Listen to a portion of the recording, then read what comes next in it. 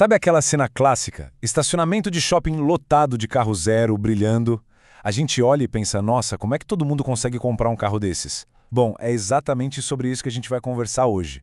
Vamos desmontar essa ideia de que carro novo é sinal de sucesso e mostrar qual é o verdadeiro preço que se paga por esse símbolo de status.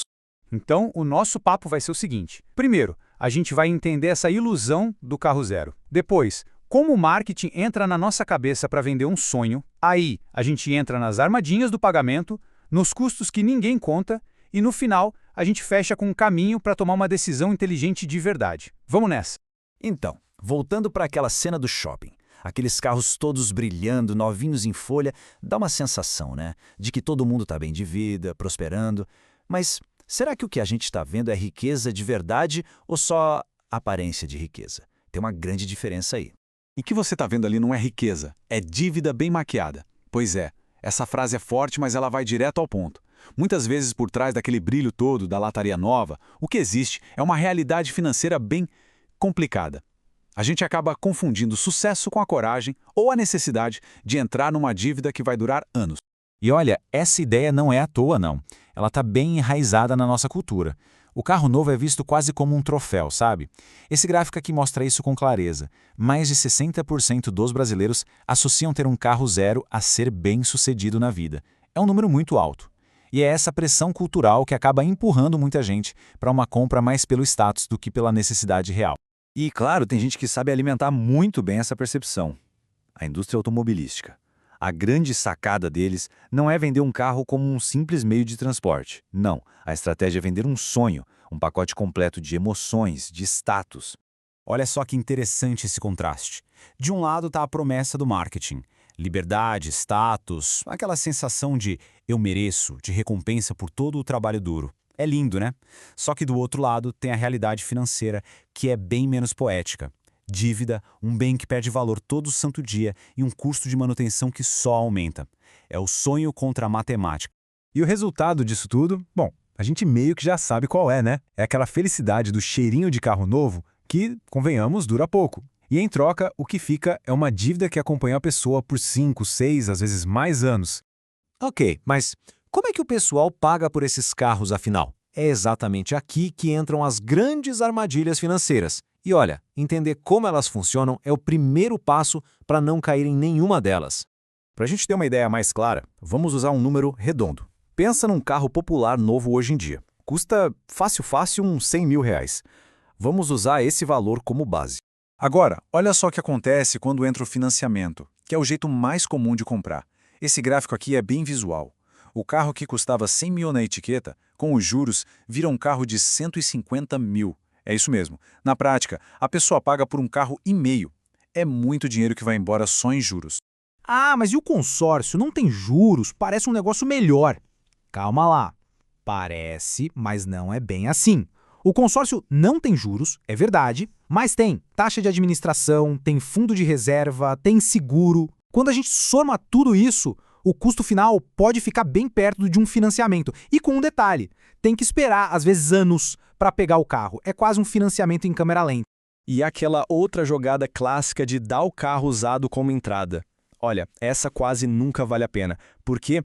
Porque a concessionária sempre vai pagar bem abaixo da tabela FIPE no carro.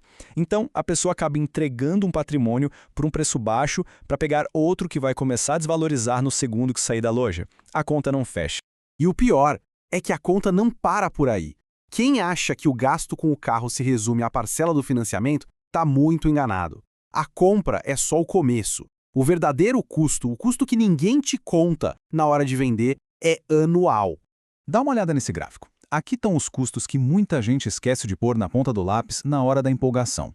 É combustível, que não está barato, é IPVA todo começo de ano, seguro obrigatório e o seguro para o carro, manutenções, pneu, troca de óleo. É uma lista que não acaba e que vira uma despesa fixa bem pesada. E quando a gente soma tudo isso, qual é o tamanho do estrago? Olha, pode passar fácil de 30 mil reais por ano só para manter um carro zero na garagem. Pensa bem, para muita, mas muita gente, isso é o equivalente a um salário inteiro que vai embora todo ano só para o carro. É chocante. Mas talvez o maior custo oculto de todos, o verdadeiro vilão da história, seja a desvalorização. É impressionante. O carro mal saiu da concessionária e já está valendo menos. Essa linha do tempo aqui mostra a pancada. Em um ano, já perde uns 15%. Em 5 anos, é comum que o carro valha metade do que foi pago. Metade. É um jeito muito rápido de perder dinheiro. Isso tudo nos leva para um conceito da economia que é fundamental entender: o custo de oportunidade. O que é isso? É bem simples. É pensar em tudo que aquele dinheiro gasto no carro poderia ter virado se fosse investido em outra coisa. Em algo que rende juros, por exemplo. Todo aquele dinheiro da entrada, das parcelas, da manutenção, poderia estar crescendo e construindo um patrimônio de verdade. A conclusão é dura, mas a verdade é essa. Carro não constrói patrimônio. Pelo contrário, ele destrói. Ele não é um investimento, como a casa ou ações. Ele é um passivo. É um bem que só tira dinheiro do bolso desde o dia da compra até o dia da venda. Ele não só custa caro para comprar, como continua drenando dinheiro ano após ano. Ok, depois desse banho de água fria, vamos para a parte boa. A ideia aqui não é dizer que ninguém deve ter carro. Claro que não. A questão é como ter um carro sem que isso destrua o futuro financeiro. É totalmente possível, mas o segredo é tomar uma decisão inteligente e consciente. Para isso, existem umas regrinhas de ouro que ajudam demais. Regra número 1. Todos os gastos com o carro, incluindo parcela, seguro, combustível, não devem passar de 15% da renda mensal, senão ele sufoca o orçamento. 2. Dar a maior entrada que conseguir. Quanto maior a entrada, menor a dívida, menos juros. 3. Fugir de financiamentos eternos. Quanto mais curto prazo, melhor.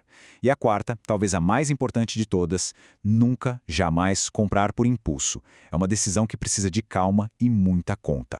No fim das contas, a grande pergunta que a pessoa precisa se fazer antes de assinar o contrato é essa: a compra está sendo feita com a cabeça ou com o ego? É uma necessidade real ou é só vontade de mostrar um status? A resposta para essa pergunta pode mudar completamente o futuro financeiro de alguém. E para a gente fechar, fica essa reflexão final. Talvez esteja na hora da gente mudar o nosso conceito do que é um carro bom. Um carro bom não é necessariamente o mais caro ou do ano, o que chama mais atenção. O carro bom de verdade é aquele que leva a gente para onde a gente precisa ir, mas sem roubar o nosso sono por causa das contas. É um carro que serve a nossa vida e não o contrário, com a gente vivendo só para pagar por ele. Pensa nisso.